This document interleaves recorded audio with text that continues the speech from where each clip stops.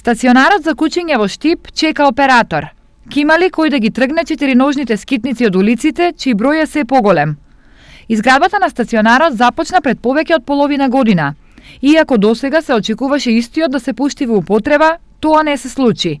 Стационарот за кучиња во Новакова чешма од страна на јавното предпријатие Стипион е комплетно завршен. Само се чека да се избере најповолен понудувач за кој ќе ги изгрижува кучињата. Во меѓувреме, бројот на кучиња скитници во Штип постојано се зголемува, но инцидентите поврзани со нив. Не така одамна, штипјанец беше нападнат од куче скитник во центарот на градот. На едносмерната, што да ви кажам, со мотора полека одејќи, нападнаваме кучиња. 10 може да беа. Тоа е едно црно големо, во 20 одбрани. Удари го со ногата, повлечеме. Обуо памена, не се ми последици. Мораше да одам јас до болница, за да си преземам, за да ме